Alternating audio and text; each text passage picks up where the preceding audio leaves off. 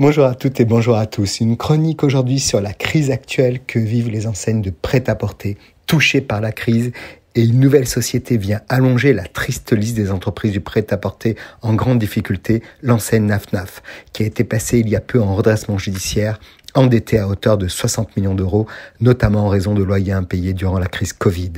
Positionnée sur le milieu de gamme, Naf est une marque française de prêt-à-porter, née en 1973, détenue à présent par le groupe franco-turc SY et qui emploie 660 salariés en France avec 135 magasins et a affiché encore en 2022 un chiffre d'affaires de 141 millions d'euros.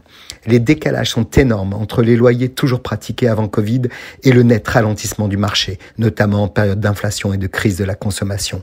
Le secteur du prêt-à-porter en France est secoué depuis plusieurs mois par une violente crise. Camaïeu, Kookaï, Burton of London, Gap France, André, San Marina, Caporal, Don't Call Me Jennifer, du pareil au même et Sergent Major. Ces marques bien connues des consommateurs français ont souffert d'un cocktail détonnant.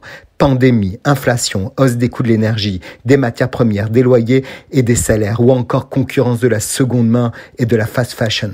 Il a été fatal pour certaines marques qui ont été liquidées, comme Camaïeu en septembre 2022, dont le licenciement de 2100 salariés a fortement marqué les esprits. D'autres sont en redressement judiciaire comme Kookaï ou Burton of London. Sans en arriver là, d'autres encore réduisent la voilure, taillant dans les effectifs et fermant des magasins comme Princesse Tam Tam, Comptoir des Cotonniers, qui est du groupe Fast Retailing, ou Pimki. Un autre groupe bien connu, SMCP, propriétaire des marques Sandro, Mage, Claudie Pierlot et Fursac, revoit à la baisse ses objectifs de croissance et de marge pour 2023. SMCP, qui avait pourtant bien résisté à la crise du secteur de l'habillement, accuse la plus forte baisse du marché parisien. Mardi dernier, moins 27% à la Bourse de Paris.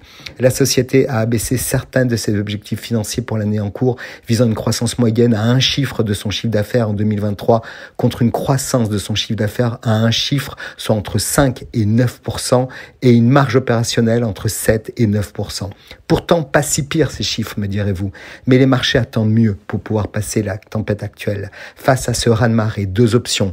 Être dans le pas trop cher mode Zara, ou même discount à la mode chaîne, et être dans la course de la fast fashion, ou alors miser sur la créativité à outrance, nous rappelle Agence Studio, agence de style. Ce style innovant, c'est sortir du duplicate, nous rappelle la dirigeante, comme dans tous les marchés, et des réussites françaises dans le passé comme Jot, ou le petit poussé actuel Born Collection. Cela nous amène à comprendre que différent et innovant, c'est sortir du comparatif et vendre plus et en prime à meilleure marge. Car sans comparable, une belle idée du business, non? Très belle semaine à tous.